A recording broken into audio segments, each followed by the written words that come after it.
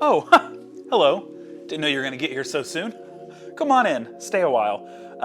Today, we're going to look at the Etzman grinder. My name is Lance Hedrick, and thanks for coming by.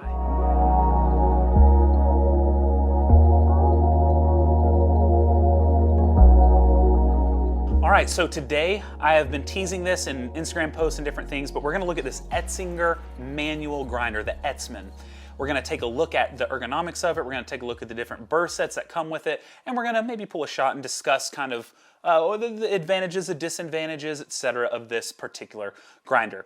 Now, I know that a lot of people have been intrigued by the look, and so in light of James Hoffman's recent HG2 review, which I'll put down in the caption below if you're interested in that, I'm going to do kind of a more budget style, a manual grinder for espresso. So we're going to take a look at this. Now, first of all, I mean, look at it. I think it's gorgeously made. I love the color scheme. I love the wood accents. This is the single dose hopper that you can get with it. It's very simple to take off. I love this part. To take it off, you just pull these two hooks out, pull straight up, right? So it's not anything that you're finagling with. It's just a very simple locking mechanism there. So you have your single dose hopper right here. So when you look inside, we have this mechanism here, which helps with with no popcorning. So when the beans go down in here and you start grinding them, this holds it back from the popcorn effect. So we've got that inside, and I'll just do this one more time to kind of show you what that looks like. So there you go. You place it back in, lock it in place. And now one of the cool things about this, I should say one of the cool things, is that it actually comes with 3 different burr sets. And so I've got those with me here right now. So here's one, and we're going to do close-ups here in a second, but here's 2. And then to take this out, it's the easiest thing ever. You're just going to make the grind coarser and coarser and coarser and coarser until, look at that, comes right on out. Boom. And now we have this burr set out as well. So I'm going to go ahead and pull this out. I'm going to go ahead and take this bottom piece out. So now we have the 3 burrs there. And woo, grounds are flying everywhere, feeling feisty. Okay, so let's go ahead and take a look at these burrs. So we're going to take a look at these burrs. So first of all, we're going to look at this. Now this burr might look recognizable to you all. And why is that? Well, we're going to find out, because I'm going to do this right here, a little boom. Etzinger actually makes the burrs for the set and for all of the conical burrs for Baratza. They make those burr sets. So I've pulled the burr set out of this, which is a similar mechanism to the Etzman itself, and I'm going to pull this burr out. Well, I guess I'll just have to push down, pop that out. So I pop this out, and look at this. You see something similar? Because I do. They're almost identical. The only difference is this is a little fatter on these wings right here as opposed to these. So the cutting mechanism on this is a little bit wider. When you look at the top, a little fuller and gets a little closer to the ring than this one does. But very similar. You can tell they're manufactured by the same people, and the grooves tend to be a little slimmer here than here. But anyway, so very similar to the set burr. But so we have this, which is kind of a multi-purpose burr. This one's called light, okay? And this one you can use for light roast, medium roast. You can do it for dark, but this is going to give you, this one's going to be a little slower feeding rate than the one we're going to look at next, which is good for lighter roasted coffees so that it doesn't kind of jam the burr, all right? Then we have this one, which is made for dark burrs. And as you see, or from dark beans, darkly roasted coffee, something that's more soluble, easier to break up. So as you see, the feeding rate of the grounds is going to be a lot faster because how much less surface area these cuts take than this one, right? So beans can fall down a lot quicker, and then it's going to get to the crushing phase a lot faster, okay? So it's going to hit the crushing phase faster because those beans are softer and easier to get cut up and move down to this area for crushing. And then it's going to squeeze its way out. Then finally we have the filter burr, okay? So like filter burrs classically have, you have really long cuts on there. So it's at a more straight up and down angle than either the more espresso style burrs. You see that? So it's at a longer, it has a much longer type of angle going on, longer cuts before it gets to the crushing. And it's octagonal. There are 8 sides up here, okay?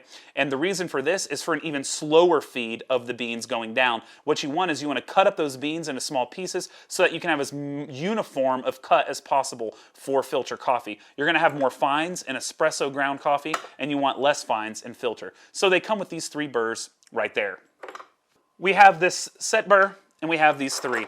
Now, a little fun fact, a little fun hint, a little fun hack that I have discovered is when I was going through the daunting task of seasoning these burrs on the Etzman, which was daunting in mind, and that's another reason this took forever, is I kept looking at it going, I'll season it tomorrow, I'll season it tomorrow. Well, I figured out, very simply, you take the collar from the set, okay? You take, where did it go? You son of a gun, there it is. You take this, that normally sits underneath here for it to fit into the collar. We're going to take that, and guess what? We're just going to go bloop, and look at this.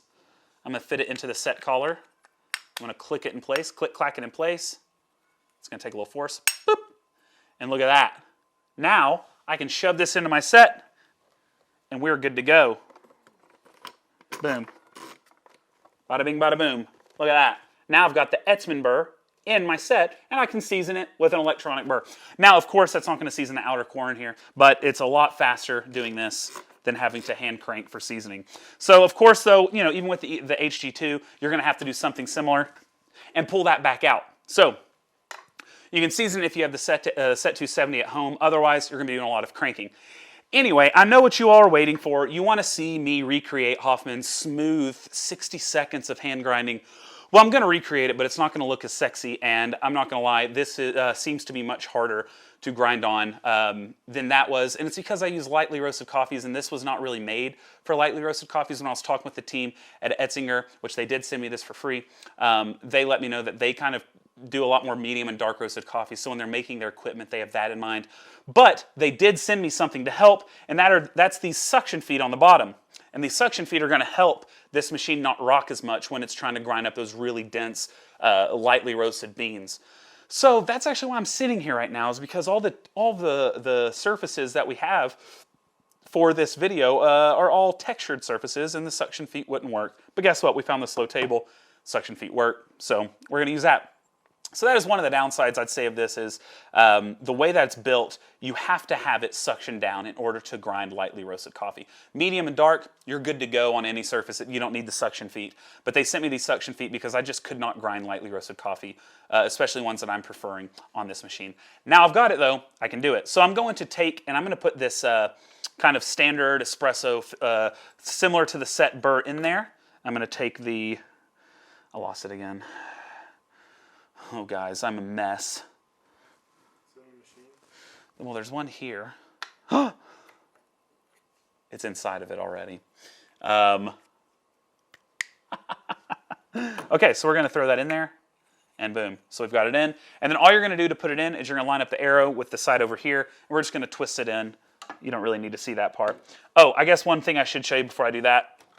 Another, I guess, criticism I have of this is actually this portafilter holder, which is a pain in the keister to get off, and it's also a pain in the keister to change up and down. You have to like line it up perfectly and push down really hard. And when you push down hard, if it catches, it's going to go all the way to the bottom, and you're going to have a pain in the bum to get it back up. I've had to go up and down to get the perfect fit, because in order to do this properly, it has to have a perfect fit with that portafilter, or as you're grinding, it's going to wiggle on out.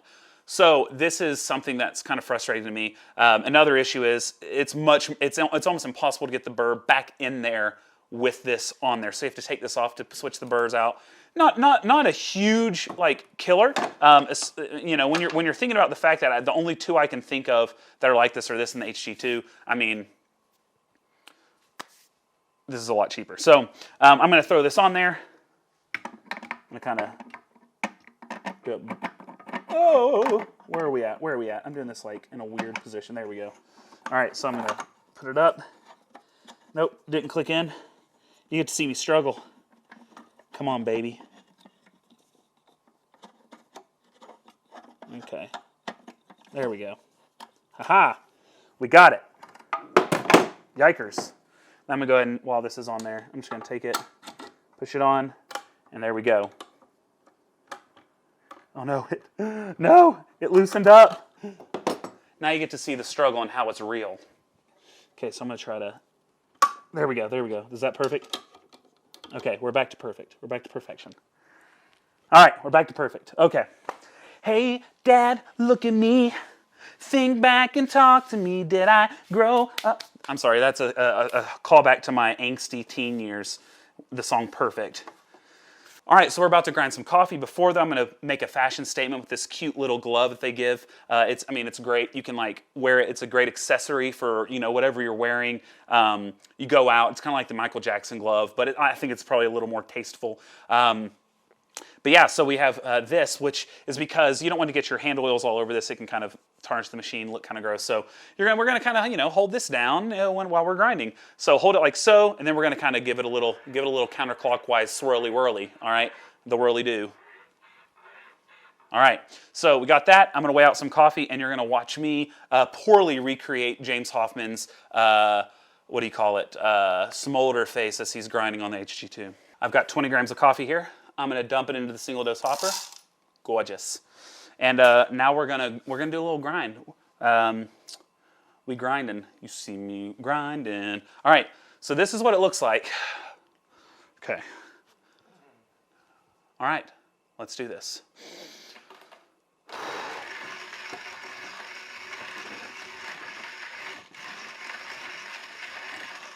Eye contact is very important.